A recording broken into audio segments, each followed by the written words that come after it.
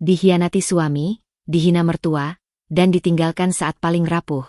Nadia bertahan bukan karena kuat, tapi karena ia tak punya pilihan selain melindungi darah dagingnya. Ini bukan kisah cinta.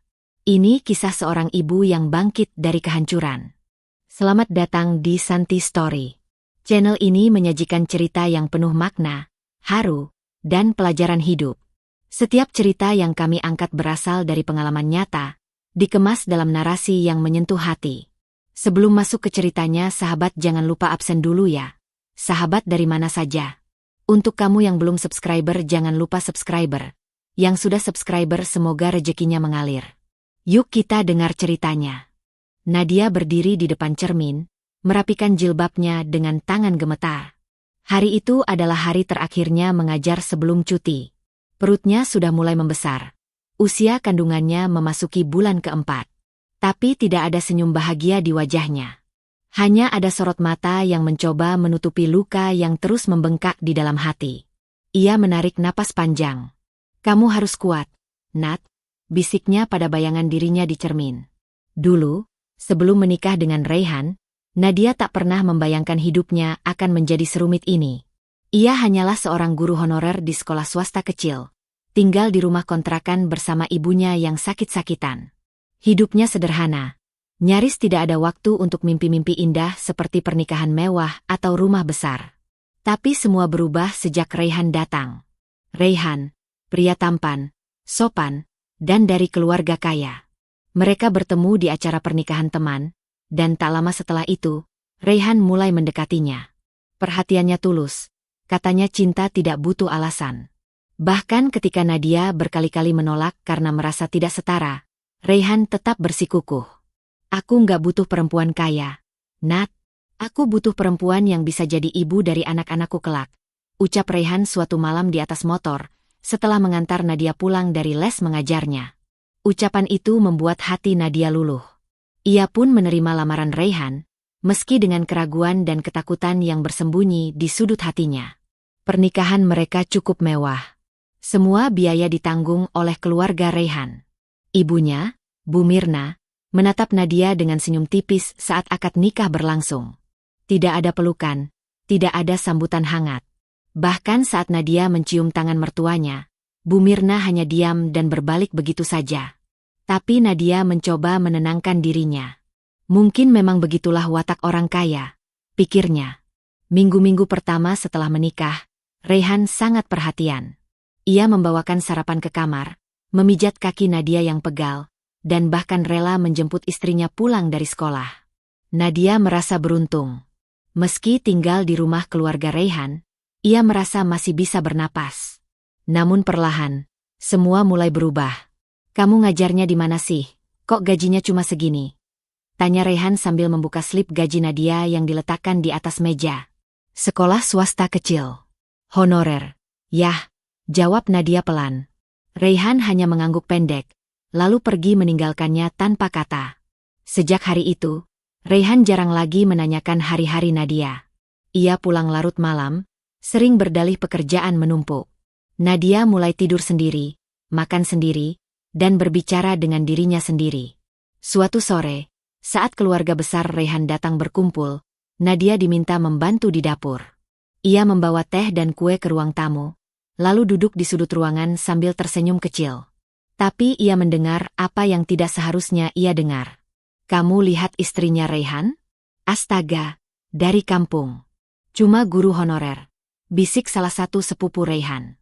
"Pasti Raihan kasihan makanya nikahin. Lihat bajunya, sederhana banget. Kayak pembantu," sambung yang lain, tertawa kecil. Nadia menunduk dalam, pura-pura tidak mendengar. Tapi hatinya retak. Ia mencoba menahan air mata agar tidak jatuh di hadapan mereka. Ia ingin bangkit dan pergi, tapi Raihan datang dan duduk di sebelah sepupunya, mendengar semua itu, dan hanya tertawa. Tertawa. Malam itu, Nadia menangis sendirian di kamar mandi. Air keran ia nyalakan penuh agar suara isaknya tidak terdengar. 6 bulan setelah menikah, Nadia dinyatakan hamil. Ia membawa kabar itu dengan penuh harap dan senyum lebar. Ia pikir, ini akan menjadi pemersatu mereka kembali. Mungkin Raihan hanya lelah. Mungkin ia akan berubah jika tahu akan menjadi ayah. Aku hamil, kata Nadia sambil menunjukkan hasil tes pak dan surat dokter. Raihan diam. Tidak ada pelukan. Tidak ada ucapan selamat. Tidak ada ekspresi haru. Hanya raut kaku dan pandangan kosong. Kamu yakin? Tanyanya dingin. Nadia mengangguk pelan. Sudah dari dokter juga. Kita akan jadi orang tua. Yah. Raihan hanya mengangguk sekali, lalu pergi ke balkon dan menyalakan rokok. Ia tak pernah merokok di dekat Nadia sebelumnya. Tapi malam itu, ia merokok 3 batang tanpa sepatah kata. Hari-hari berikutnya, Raihan semakin jauh. Ia jarang pulang, bahkan kadang tidak tidur di rumah. Ketika Nadia bertanya, jawabannya selalu sama. Capek, banyak kerjaan. Saat Nadia mulai muntah-muntah di pagi hari, Raihan malah berkata, apa nggak salah kamu hamil sekarang? Aku lagi fokus kerja. Suatu malam, Nadia memberanikan diri bertanya, kamu nggak senang aku hamil? Raihan menatapnya tajam. Aku nggak bilang nggak senang. Tapi ini bukan waktunya. Nadia diam. Ia tak ingin bertengkar. Ia hanya ingin keluarganya baik-baik saja. Tapi rasa perih itu terus tumbuh seperti luka yang disiram garam setiap hari. Ia mulai menyadari, mungkin dari awal Raihan tidak benar-benar mencintainya. Mungkin Raihan hanya mencari pelarian, atau sosok yang bisa dikendalikan. Ia miskin, lemah, dan tidak punya siapa-siapa. Mungkin itu yang membuat Raihan merasa aman bersamanya. Dan sekarang, bahkan kehadiran anak yang seharusnya membawa kebahagiaan, malah menjadi alasan Raihan semakin menjauh. Namun Nadia belum tahu. Yang menyakitkan bukan hanya sikap dingin Raihan.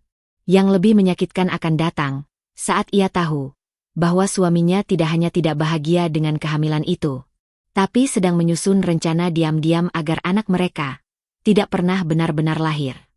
Hujan turun deras di luar jendela, menyisakan suara gemuruh yang menggema ke seluruh sudut rumah. Nadia duduk di atas kasur dengan tangan memegang perutnya yang mulai membesar. Kandungannya sudah memasuki bulan ke-6. Tak terasa, waktu berjalan begitu cepat, namun luka di hatinya tak juga sembuh. Justru semakin dalam, semakin menyakitkan. Raihan belum pulang.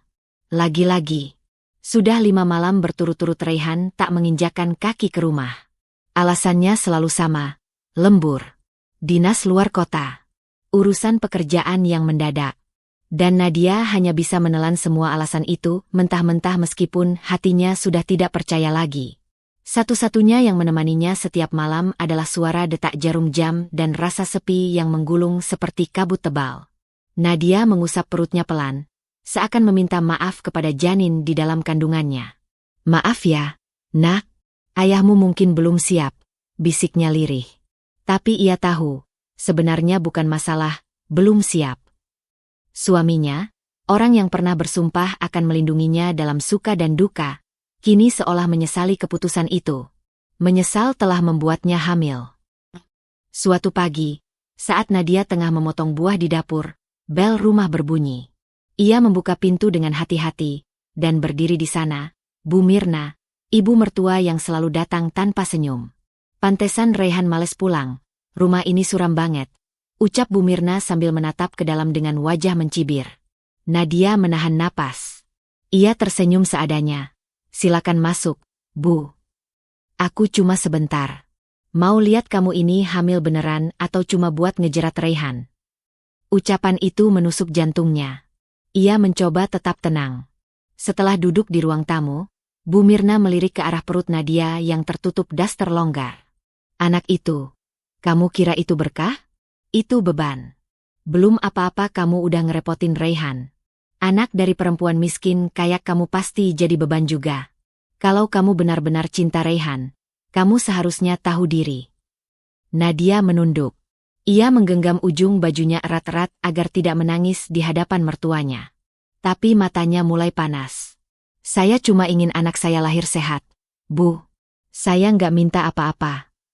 Bu Mirna berdiri sambil mengambil tasnya. Raihan itu anak emas. Dia punya masa depan besar. Kamu dan anakmu ini cuma penghalang. Dan seperti itu saja, wanita itu pergi. meninggalkan aroma parfum tajam dan luka baru yang semakin menganga. Sore harinya, tubuh Nadia menggigil. Kepalanya berat, tubuhnya demam tinggi, dan kaki terasa lemas. Ia berusaha bangkit untuk memasak air, tapi langkahnya terhenti. Perutnya terasa nyeri hebat. Ia terduduk di lantai dapur, menangis sambil memeluk perutnya. Ia coba menghubungi Raihan. Nada sambung masuk, tapi tak diangkat. Sekali, 2 kali, 5 kali. Sampai akhirnya panggilan diblokir. Nadia terduduk pasrah, keringat dingin membasahi tubuhnya. Ia berpikir untuk menelepon ambulans, tapi ponselnya mati. Listrik padam sedari sore dan Nadia lupa mengisi daya. Ia akhirnya membuka pintu dan menjerit minta tolong kepada tetangga.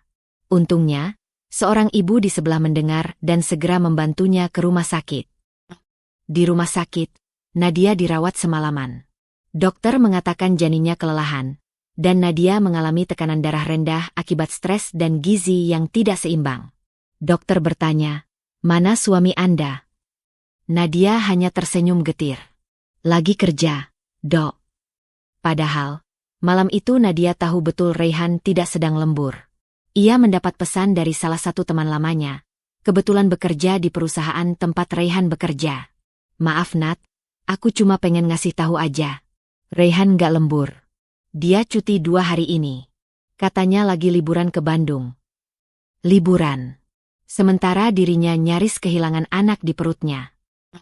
Keesokan malam, Raihan akhirnya pulang. Dengan wajah lelah tapi tanpa rasa bersalah sedikitpun. Ia bahkan tidak menanyakan kondisi Nadia.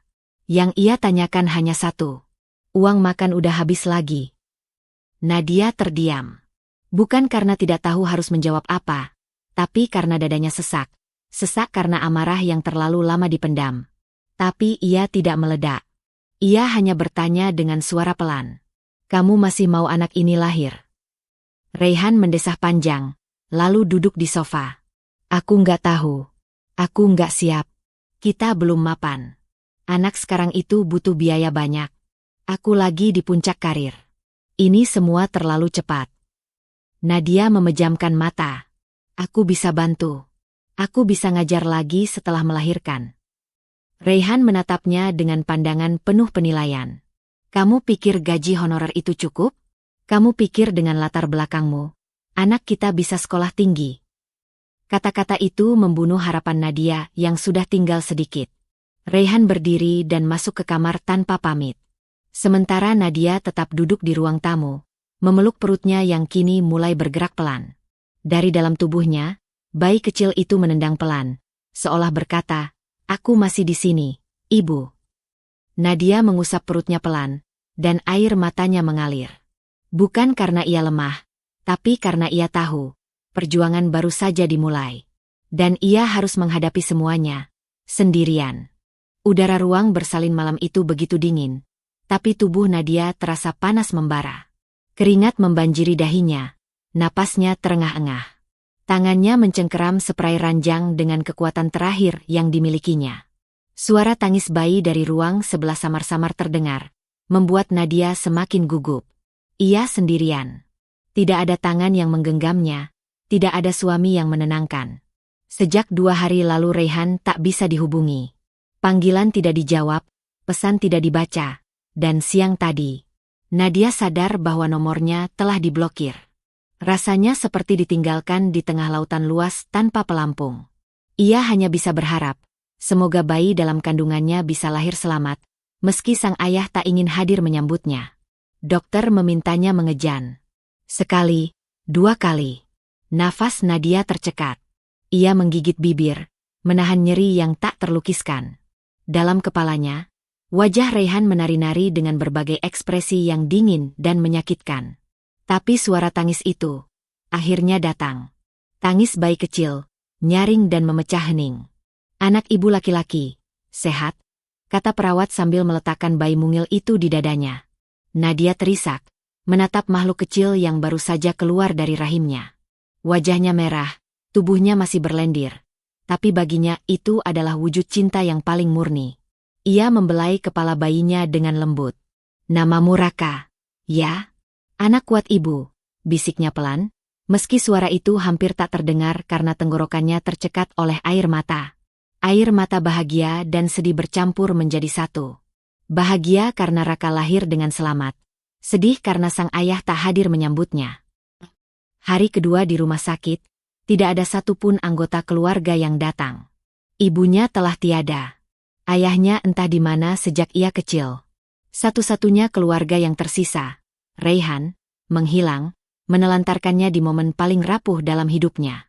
Ia melihat perawat datang dengan senyum. "Ibu, boleh kami bantu daftar nama ayahnya di akta kelahiran?" Nadia terdiam sejenak. "Tidak usah, cukup nama saya saja." Perawat itu tampak ragu. Namun Nadia menegaskan dengan suara yang lebih tegas. "Anak ini milik saya. Dan saya akan besarkan dia sendiri." 3 hari kemudian, Nadia pulang ke rumah sambil menggendong Raka dalam selimut tipis. Ia naik ojek online, duduk di belakang sambil memegangi bayi kecilnya erat-erat. Tak ada tumpangan mewah, tak ada mobil pribadi, tak ada sambutan hangat seperti yang dulu ia bayangkan saat pertama kali menikah. Sesampainya di rumah, pintu tak dikunci.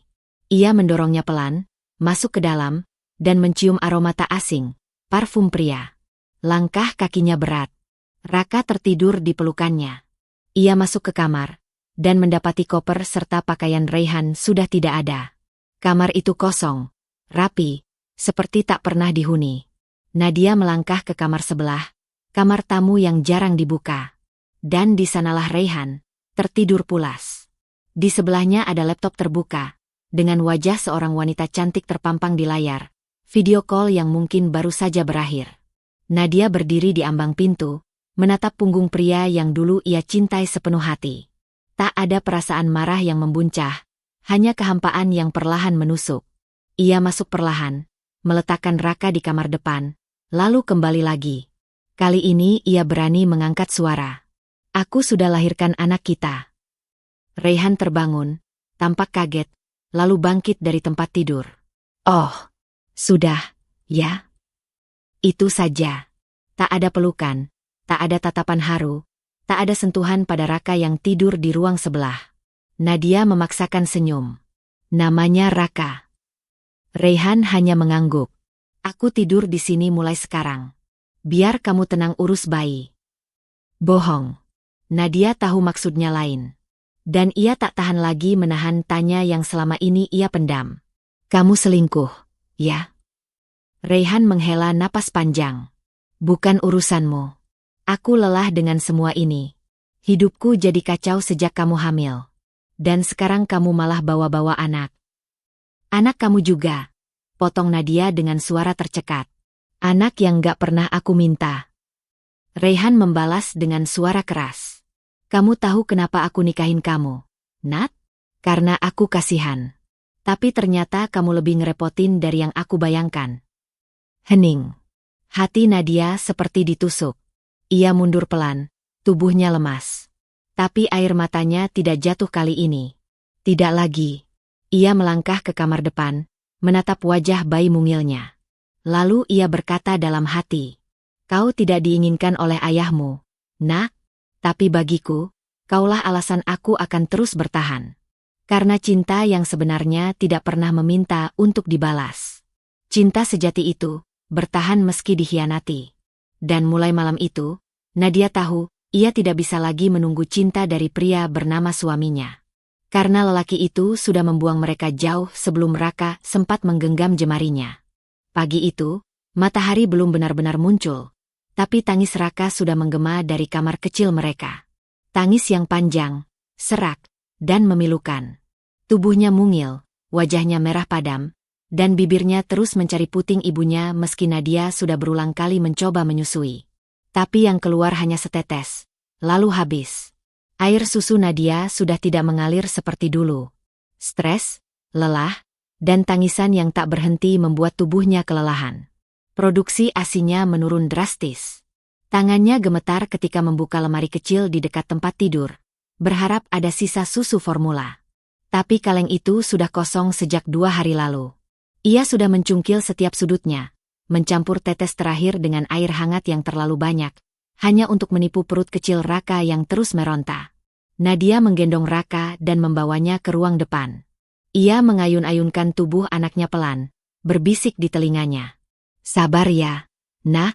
Ibu cari susu dulu. Jangan menangis. Ya, ibu tahu kamu lapar. Tangis Raka semakin keras, menggema di dinding rumah yang kini terasa seperti penjara. Nadia tak tahu harus meminta tolong ke siapa. Uang di dompetnya tinggal lembaran receh, dan kartu ATM satu-satunya masih dipegang Raihan sejak ia lahiran. Sejak Raka lahir, Raihan tidak pernah memberi uang belanja lagi. Kadang hanya meninggalkan 2 lembar uang 50.000 di atas meja, tanpa kata, tanpa peduli. Dan sejak seminggu lalu, Raihan bahkan tidak pulang sama sekali. Nadia mencoba menghubunginya. Telepon pertama, tidak dijawab. Telepon kedua, tidak aktif. Telepon ketiga, langsung dialihkan ke voicemail. Ia menggigit bibirnya keras-keras. Wajah Raka sudah mulai lemah. Tubuhnya terasa lebih panas dari biasanya. Tangannya mengepal, lalu melemah. Nadia panik. Ia segera keluar rumah, membungkus tubuh Raka dengan kain gendong, lalu melangkah cepat menyusuri jalanan sempit menuju rumah Ibu RT. Namun saat sampai, rumah itu kosong. Kata tetangga, Ibu RT sedang ke pasar. Nadia terduduk di teras, memeluk Raka erat-erat. Tak ada pilihan lain. Ia harus mencari Raihan. Ia tahu kantor Raihan. Ia tahu tempat gym langganannya. Ia tahu kedai kopi tempat Raihan sering nongkrong. Dengan tenaga seadanya, Nadia naik angkutan umum, menuju kantor Raihan. Sepanjang perjalanan, ia hanya bisa berdoa Raka bertahan. Nafas anak itu mulai tersengal. Suaranya tidak lagi sekencang tadi. Sesampainya di kantor, satpam menghentikannya di pintu depan. Maaf, ibu tidak bisa masuk. Ada keperluan apa? Saya istrinya Raihan, tolong. Saya cuma butuh ketemu dia.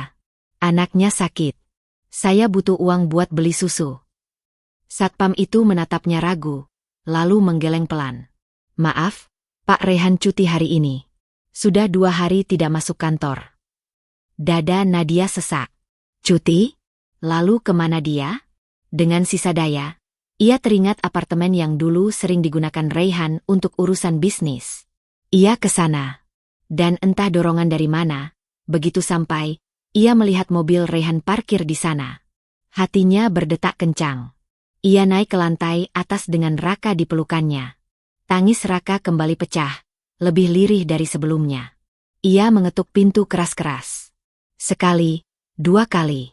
Pintu akhirnya terbuka. Dan Raihan berdiri di ambang pintu, mengenakan kaos putih dan celana pendek, wajahnya lesu, dan di belakangnya terlihat sosok perempuan dengan gaun tidur yang buru-buru menutupi dada. Nadia tak lagi marah. Ia hanya menatapnya dengan mata sembab. Anakmu kelaparan. Aku butuh uang buat beli susu. Raihan tidak menjawab. Ia menatap Raka dengan pandangan kosong, lalu berbalik mengambil dompet dari meja. Tapi sebelum menyerahkannya, ia berhenti, menatap Nadia lurus-lurus. Dengar ya, Nat, aku nggak pernah mau anak dari kamu.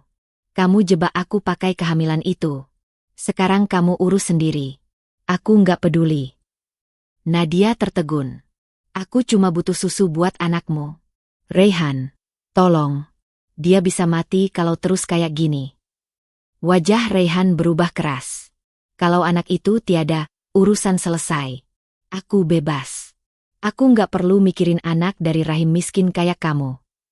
Kalimat itu menghantam Nadia seperti palu godam. Lututnya lemas. Air matanya tak terbendung lagi. Ia memeluk Raka yang kini sudah tak menangis, hanya terisak pelan. Perempuan di belakang Raihan sudah menutup pintu, membiarkan Nadia berdiri sendiri di depan, dengan tubuh menggigil dan hati remuk redam. Ia turun tangga dengan langkah goyah. Dunia seperti berputar. Tapi ia peluk Raka erat-erat. Ia tidak boleh jatuh. Tidak sekarang. Malam itu, Nadia duduk di sudut kamar. Rumah sepi. Listrik dimatikan agar tagihan tidak membengkak. Ia memeluk Raka dengan selimut tipis, mencoba menghangatkannya dengan tubuhnya sendiri. Raka tidak lagi menangis. Ia hanya meringkuk lemah, sesekali menggerakkan tangannya kecil. Nadia menangis tanpa suara. Air matanya jatuh membasahi kepala Raka. Ia merasa seperti ibu terburuk di dunia. Tidak bisa memberi makan, tidak bisa melindungi, tidak bisa memastikan bayinya tetap hangat. Ia menatap wajah Raka lama-lama. Nafas anak itu pelan, tapi masih ada. Maaf ya, nak. Maaf ibu belum bisa jadi ibu yang baik. Tangannya meraba dompet kecil di sudut tempat tidur. Di dalamnya, ada sisa uang 20 ribuan. Cukup untuk beli 1 kotak susu murah besok pagi. Ia berjanji dalam hati, esok ia akan bangkit. Malam itu, ia tak tidur.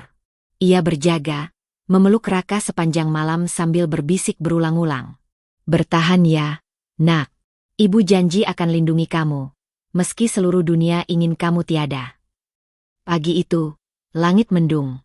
Embun masih menempel di jendela ketika Nadia membuka mata. Ia belum sempat tertidur sejak malam. Tubuhnya pegal, kepalanya pening. Tapi semua itu tak ada artinya dibandingkan satu hal yang membuat napasnya tercekat. Tubuh Raka dingin dan diam. Biasanya, meski lemah, Raka masih bergerak, menangis pelan atau menggeliat dalam selimut tipis. Tapi pagi ini, bayi kecil itu hanya terbaring kaku. Matanya sayu, kulitnya pucat kebiruan. Nafasnya tersengal. Seakan setiap hembusan adalah pertarungan antara hidup dan mati. Nadia panik.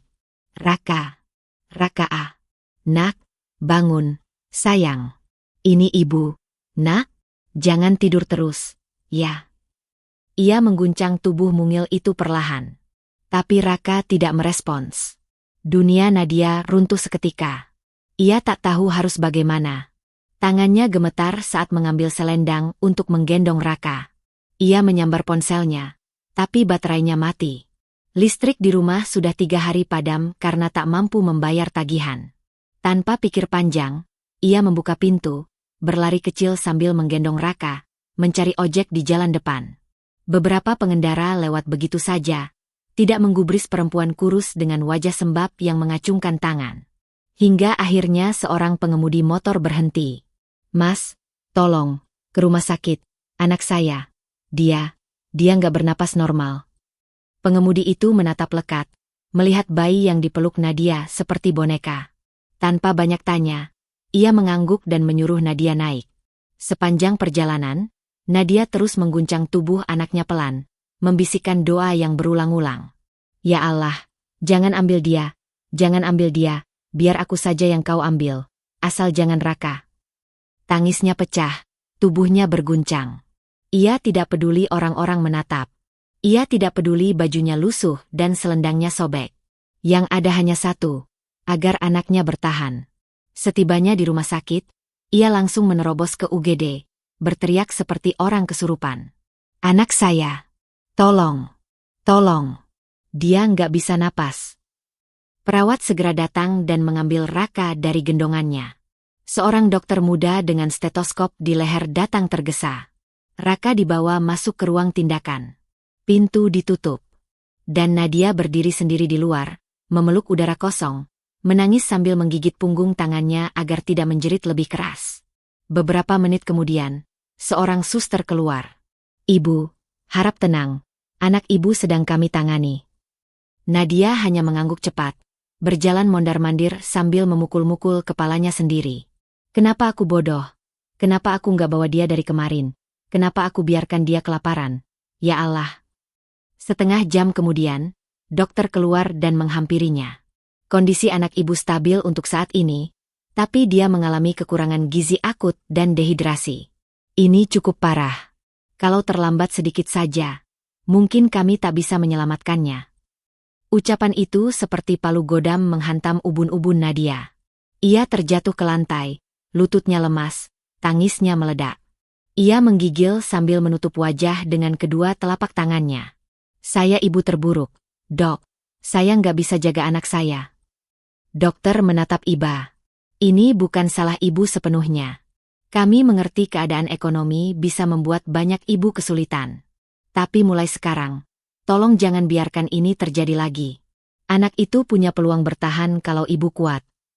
Nadia hanya mengangguk, tapi pikirannya sudah tidak di tempat itu. Matanya kosong, pikirannya melayang kemana-mana. Waktu berjalan lambat. Ia duduk di kursi ruang tunggu UGD, memeluk lututnya, tertawa pelan, lalu menangis lagi. Bergantian. Beberapa petugas rumah sakit menatapnya dengan pandangan khawatir. Salah satu suster mendekat dan memberikan segelas air, tapi Nadia tidak menggubris. Tahu nggak? Raka suka langit senja. Padahal dia belum pernah lihat. Tapi aku janji sama dia. Aku ajak lihat matahari sore dari atap rumah. Aku janji, ucap Nadia, seolah berbicara dengan orang di sampingnya. Tapi tidak ada siapa-siapa. Sesaat kemudian, ia tertawa pelan. Lucu ya. Raihan bilang anakku beban. Tapi sekarang, dia yang jadi seluruh nafasku. Aku nggak punya siapa-siapa selain Raka. Hanya dia. Hanya dia. Ia lalu membenamkan wajah ke lututnya. Tubuhnya gemetar seperti terserang demam. Seorang perawat memanggil psikiater jaga rumah sakit. Nadia mulai berbicara sendiri. Kadang seperti sedang bercerita. Kadang seperti bertengkar. Suaranya lirih, tapi sesekali naik, membuat orang di sekelilingnya merinding. Ia telah mencapai titik kelelahan yang tak bisa dijelaskan oleh logika. Tubuhnya masih utuh, tapi jiwanya terkikis. Dikhianati suami, dihina mertua, ditelantarkan tanpa penghasilan, lalu hampir kehilangan anaknya. Semua itu menjadi satu gumpalan luka besar di dadanya. Luka yang tak berdarah, tapi mematikan. Beberapa jam kemudian, Raka dipindahkan ke ruang rawat anak. Dokter memperbolehkan Nadia menemani. Saat melihat Raka lagi, tubuh mungil itu sudah diberi infus, matanya tertutup, dan alat bantu napas masih menempel. Nadia mendekat, menggenggam tangan kecil itu, lalu berbisik sangat pelan. Maaf ya, nak, ibu belum mati, tapi rasanya udah kayak mayat hidup. Tapi ibu janji, ibu nggak akan biarkan kamu pergi. Kita harus hidup. Nak, walau cuma berdua. Malam itu, di balik jendela rumah sakit, langit turun hujan. Dan di dalam ruang rawat itu, seorang ibu memeluk anaknya sambil mencoba menyusun kembali kepingan jiwanya yang nyaris hancur. Pagi itu udara lembab, sisa hujan semalam masih terasa di sela-sela dinding rumah. Nadia baru saja pulang dari rumah sakit setelah Raka dinyatakan membaik dan diperbolehkan rawat jalan. Meski tubuhnya lunglai, semangatnya sedikit menyala karena Raka masih bersamanya. Ia menidurkan Raka dengan hati-hati, lalu duduk di sudut kamar dengan tatapan kosong. Perutnya kosong, dompetnya juga. Ia tahu, hari itu ia harus mencari cara untuk membeli susu dan obat-obatan untuk Raka. Tapi ia tak punya apapun, kecuali keyakinan bahwa masih ada sisa uang tabungan yang sempat ia titipkan ke Raihan dulu. Seketika ia bangkit, membuka lemari di kamar Raihan yang selama ini nyaris tak pernah ia sentuh lagi. Di sana, Raihan menyimpan dokumen-dokumen pribadi. Nadia ingat, di salah satu laci ada map biru tempat Raihan biasa menyimpan buku tabungan dan slip transfer. Ia ragu sejenak. Tapi demi anaknya, ia membuka laci itu. Tangan Nadia gemetar saat menarik map biru tersebut. Di dalamnya, ada beberapa lembar kertas, beberapa slip bank, buku tabungan, dan satu amplop putih yang tampak berbeda. Perlahan, ia keluarkan dan membukanya. Detik itu juga, napas Nadia tercekat. Di dalamnya, ada fotokopi sertifikat rumah. Tertera jelas nama pemiliknya, Dewi Anggraini. Nadia tidak mengenal nama itu, tapi alamat rumahnya masih satu kota. Ia tak ingat Raihan pernah membicarakan rumah ini. Jantungnya mulai berdegup cepat. Lalu, matanya menelusuri halaman berikutnya. Ada rincian transaksi. Raihan telah mentransfer uang dalam jumlah besar secara rutin ke rekening atas nama yang sama, Dewi Anggraini, selama hampir 8 bulan terakhir. Jumlahnya tidak main-main. Dalam sebulan, bisa sampai puluhan juta. Dengan tangan bergetar, Nadia membalik lembaran-lembaran itu. Sampai ia menemukan sesuatu yang membuat tubuhnya membeku. Sebuah dokumen dengan judul, Perjanjian Tidak Resmi Atas Kehidupan Rumah Tangga. Isinya membuat Nadia nyaris tidak percaya bahwa ia masih sadar membaca.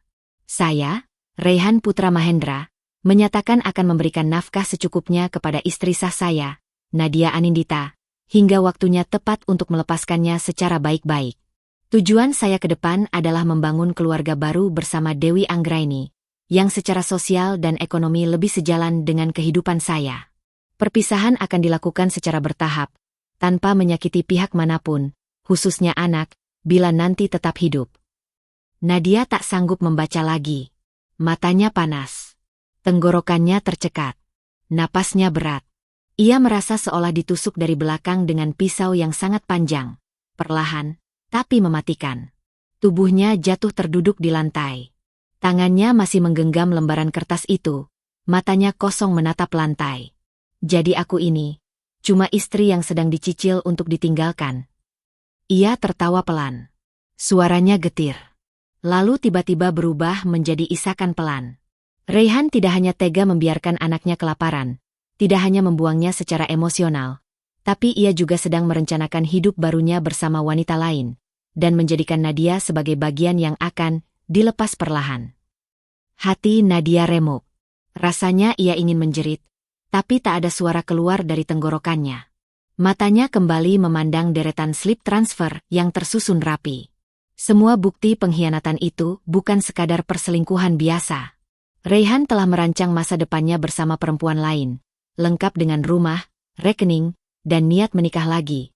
Sementara ia, istri sah, ditelantarkan tanpa uang, tanpa cinta, bahkan tanpa hormat. Ia berdiri perlahan, lalu menuju ke dapur. Di sana, ia melihat panci kosong, rak makanan yang nyaris kosong, dan botol susu Raka yang sudah kering. Anak itu belum minum susu sejak semalam. Dengan langkah goyah, ia kembali ke kamar, menatap wajah kecil Raka yang tertidur dengan nafas pelan. Hatinya hancur saat melihat kulit anak itu yang masih pucat dan tubuhnya yang kurus. Maafin ibu, nak, ibu nggak tahu. Ayahmu ternyata tega seperti ini. Air mata Nadia jatuh satu persatu ke pipi anaknya. Tapi kemudian, sesuatu berubah dalam diri Nadia. Ada bara kecil yang mulai menyala dalam hati. Jika selama ini ia hanya menangis, maka kali ini tangis itu berubah menjadi tekad. Ia menyeka air matanya dengan punggung tangan. Lalu ia berdiri, kembali ke meja, dan mengumpulkan semua dokumen tadi ke dalam satu map. Ia tidak tahu harus kemana dulu. Tapi ia tahu satu hal. Ia tidak bisa lagi membiarkan dirinya diinjak dan dibuang seenaknya. Ia tahu, ini belum saatnya melawan.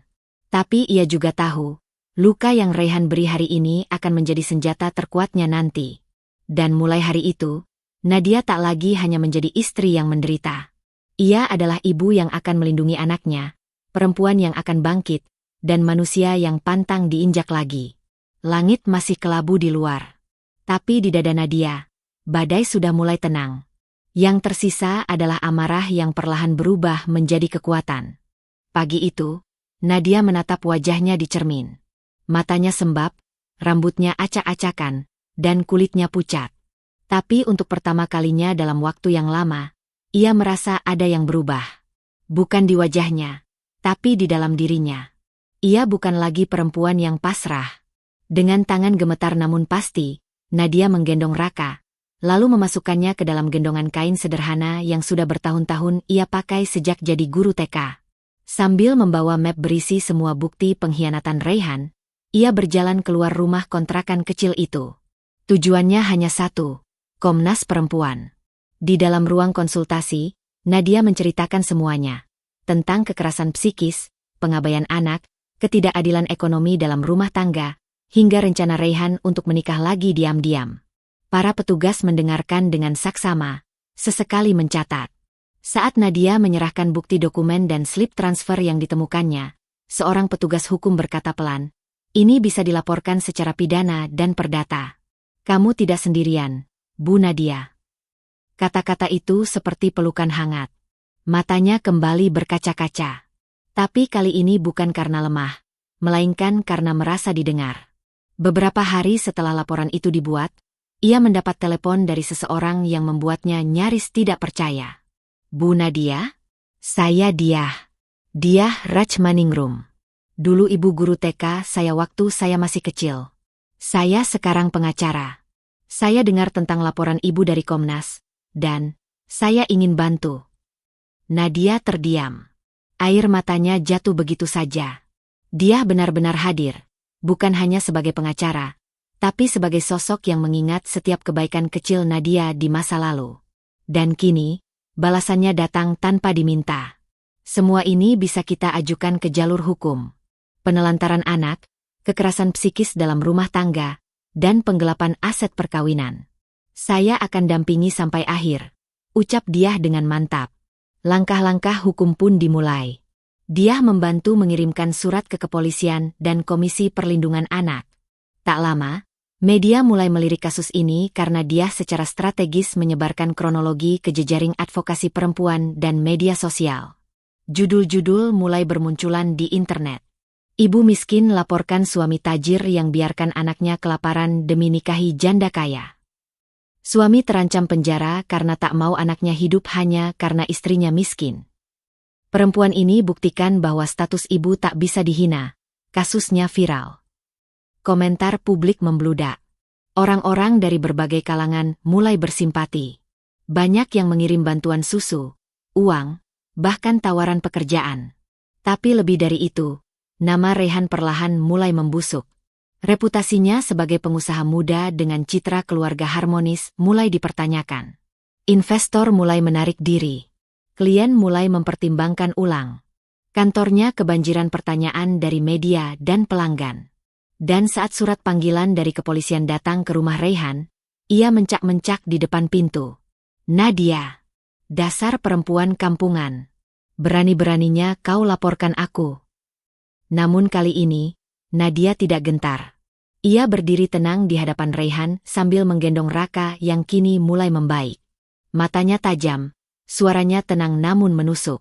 "Aku mungkin miskin, tapi aku masih ibu dari anakmu. Dan aku akan pertaruhkan segalanya demi melindungi dia. Termasuk melawan kamu." Reyhan menatapnya tak percaya. Perempuan yang dulu ia anggap lemah dan tidak bernilai, kini berdiri di hadapannya sebagai sosok yang bahkan tak bisa ia rendahkan lagi. Keesokan harinya, Nadia dan dia hadir ke kantor polisi untuk memberikan keterangan lanjutan. Wartawan sudah menunggu di luar. Saat berjalan keluar ruangan dengan Raka di gendongannya, salah satu wartawan bertanya, "Bu Nadia, kenapa ibu berani melawan suami ibu yang kaya dan punya kekuasaan?" Nadia tersenyum kecil. "Karena saya nggak sedang melawan suami saya. Saya sedang memperjuangkan hak anak saya untuk hidup. Dan seorang ibu, seberapa miskinnya dia, akan selalu lebih kuat dari siapapun yang coba mencelakai anaknya." Suara kamera bergantian berbunyi. Hari itu, suara perempuan bernama Nadia Anindita menggema, bukan sebagai korban, tapi sebagai pejuang. Dan Reyhan? Ia baru menyadari bahwa yang selama ini ia remehkan adalah satu-satunya orang yang benar-benar tulus dalam hidupnya. Sayangnya, kesadarannya datang terlambat. Reyhan duduk sendirian di dalam apartemen yang sepi. Lampu ruang tamu padam sejak 2 hari lalu. Listrik diputus karena tunggakan. Meja makan dipenuhi sisa bungkus mie instan dan abu rokok. Telepon genggamnya tak henti berdering. Namun satu persatu ia tekan tombol merah, terutama dari nomor-nomor yang dulunya sibuk menjilat. Hari itu, surat pemecatan resmi dari perusahaannya datang. Tanda tangan direksi tertera jelas, menyatakan bahwa demi menjaga nama baik perusahaan, Reyhan diberhentikan karena pelanggaran moral dan skandal hukum yang sedang bergulir. 1 jam kemudian, semua akses rekening dan kartu kredit yang terhubung ke sistem perusahaan langsung diblokir. Dan seperti efek domino, semuanya runtuh. Perempuan simpanannya, yang selama ini dimanja dengan tas bermerek dan liburan mewah, tak bisa menerima kenyataan. Ia menjerit histeris saat Reyhan berkata, "Aku nggak bisa transfer dulu. Kartu semuanya diblokir. Nanti kalau masalah ini selesai." Tapi perempuan itu tak mau mendengar. Ia menyambar tas dan membanting pintu, meninggalkan Reyhan tanpa menoleh sedikitpun. Reyhan hanya terduduk, menatap kosong ke lantai. Tak ada siapa-siapa. Tak ada yang tinggal. Sementara itu, di sebuah rumah kecil di pinggir kota, aroma semangat menguar dari dapur mungil. Nadia tengah menyeduh teh untuk para ibu yang duduk melingkar di ruang tamu. Mereka adalah sesama ibu tunggal, yang datang bukan untuk mengeluh, tapi belajar, saling menguatkan, dan menata hidup kembali. Semuanya berawal dari satu pengumuman sederhana yang Nadia tulis tangan dan tempel di warung dekat rumah.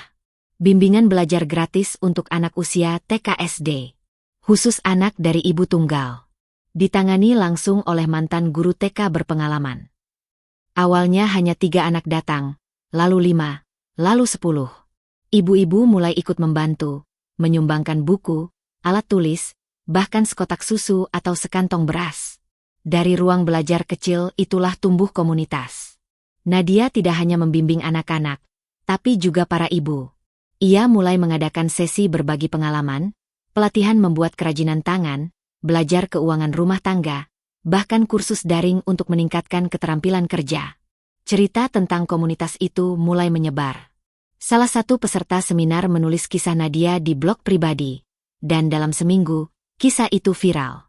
Media lokal meliput, lalu televisi nasional mengundang. Hari pertama Nadia tampil di acara talk show pagi. Ia mengenakan kebaya sederhana, membawa Raka yang sudah mulai bisa berjalan. Di hadapan kamera, ia menceritakan bagaimana ia nyaris kehilangan anaknya karena kemiskinan dan penelantaran, namun memilih bangkit bukan untuk membalas dendam, melainkan demi hidup yang lebih bermakna. Wajah-wajah di studio menangis. Kamera menyorot tangan-tangan penonton yang saling menggenggam.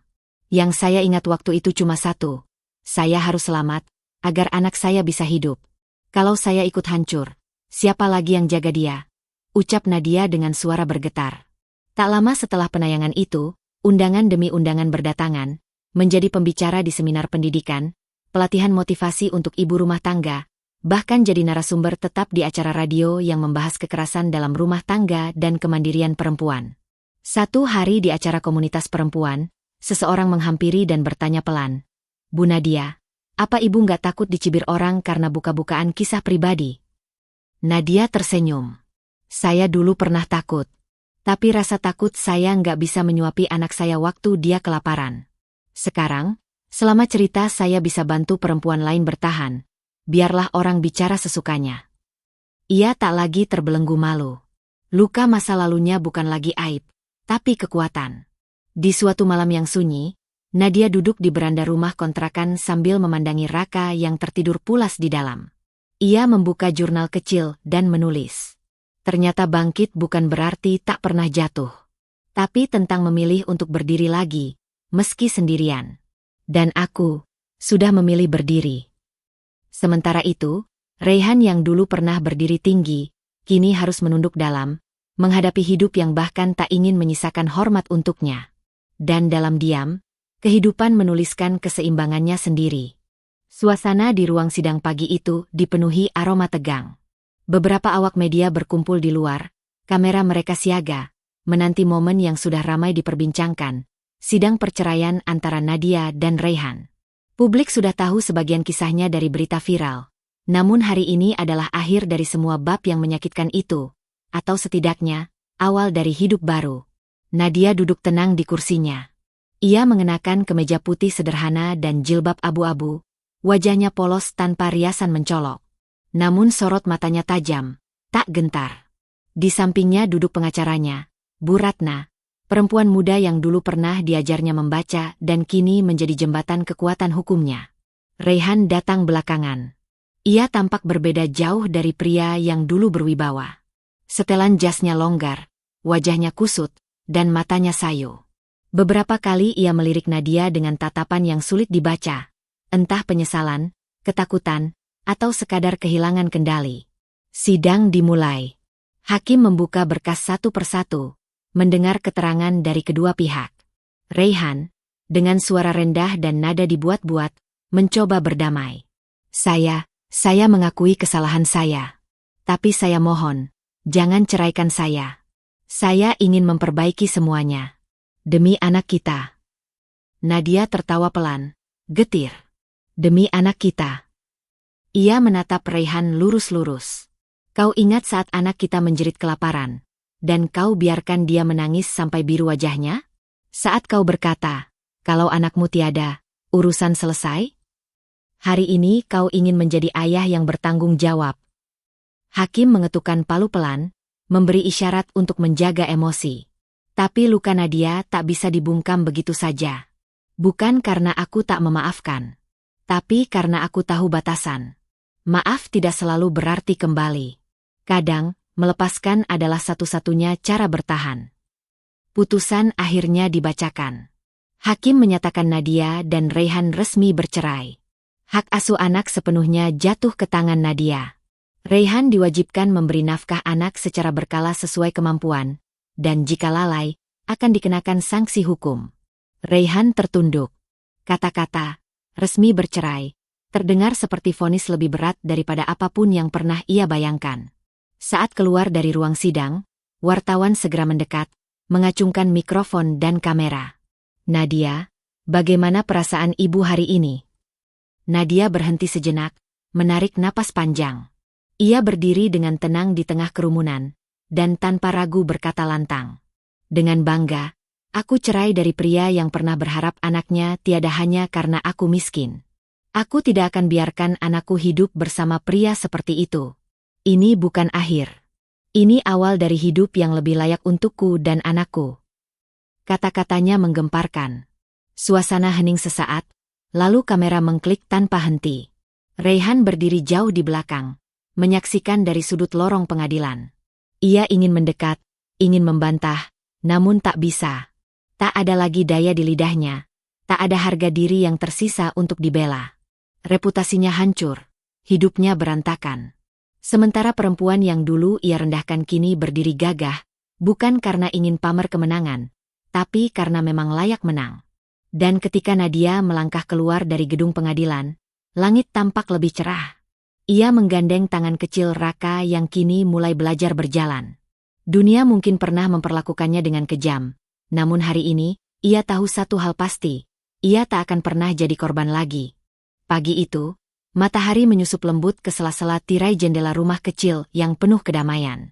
Di dalamnya, terdengar suara anak kecil yang tertawa riang, mengeja huruf-huruf dari buku yang dipegangnya. B. U. Ibu, serunya, sambil menunjuk gambar perempuan dengan anak di pelukannya. Nadia tersenyum dari dapur, menahan air mata yang diam-diam menggenang. Bukan karena sedih, tapi karena rasa syukur yang tak pernah habis. Raka, bayi yang dulu ia peluk dalam tangis dan lapar, kini tumbuh menjadi anak yang sehat, cerdas, dan penuh semangat. Ia duduk di lantai, memeluk anak itu erat-erat. Dada Nadia terasa penuh. Tak ada kemewahan di rumah ini. Perabotnya sederhana. Kursi-kursi bekas dari donatur, meja belajar dari kayu daur ulang.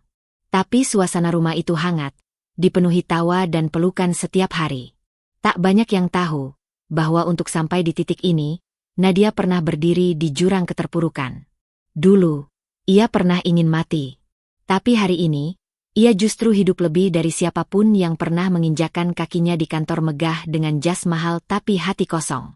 Di luar waktu mengasuh anak, Nadia aktif mengelola komunitas ibu tunggal yang ia dirikan. Ia memberi pelatihan dasar keuangan rumah tangga, kelas membaca bagi ibu-ibu yang tak sempat sekolah, dan mendirikan koperasi kecil yang keuntungannya dibagi rata. Ia bukan pemilik perusahaan, bukan pula tokoh besar di televisi, tapi ia membuat perubahan nyata, dimulai dari luka sendiri. Suatu hari, seorang wartawan datang, mewawancarainya untuk rubrik Kisah Perempuan Inspiratif. Bu Nadia, apa yang membuat ibu bisa tetap berdiri dan bahkan memberi semangat pada perempuan lain, setelah semua yang ibu lalui? Nadia terdiam sebentar. Matanya menerawang jauh ke masa lalu, ke malam-malam panjang yang ia lewati sambil memeluk Raka yang kelaparan, ke rumah sakit tempat ia menangis histeris karena hampir kehilangan anaknya, ke saat ia menemukan dokumen pengkhianatan Raihan yang menyayat harga dirinya sebagai istri dan manusia. Aku tidak kuat, jawabnya pelan. Aku hanya tidak punya pilihan selain terus berjalan. Karena kalau aku berhenti, anakku juga akan ikut hancur. Aku tidak bisa membiarkan itu terjadi. Jadi, ini semua karena cinta seorang ibu. Nadia mengangguk. Cinta bisa salah memilih orang, tapi tidak pernah salah memilih alasan. Aku berjuang bukan karena ingin mempertahankan suami, tapi karena anakku. Karena hidupnya bergantung padaku, dan aku tak bisa mengecewakannya. Malamnya, setelah Raka tertidur, Nadia duduk di meja kecil di sudut kamarnya. Ia membuka jurnal tua yang dulu menampung semua air matanya. Tapi kali ini, ia menulis dengan tangan yang gemetar karena bahagia, bukan karena ketakutan. Aku tidak punya banyak, tapi aku punya cukup. Anakku tidak tidur di lantai dingin lagi. Ia tidak menangis karena lapar lagi. Dan aku tidak menangis karena rasa hina lagi. Hari ini, aku bukan perempuan yang ditinggalkan. Aku adalah ibu yang bertahan. Ia meletakkan pulpen, lalu memandangi wajah Raka yang tertidur damai. Wajah itu dulunya pucat dan lemah, kini merah merona dan berseri. Jangan pernah remehkan kekuatan seorang ibu yang tersakiti, tulisnya lagi. Ia mungkin akan hancur dalam sekejap. Tapi jika ia bangkit, tidak ada satupun yang bisa menjatuhkannya kembali. Dan malam itu, langit terasa tenang. Bintang-bintang berkilauan seolah memberi penghormatan pada satu jiwa kuat yang tidak pernah menyerah. Bahkan ketika seluruh dunia seolah memintanya untuk menyerah. Nadia bukan kaya harta. Tapi anaknya memiliki ibu yang tak bisa dibeli oleh apapun di dunia ini.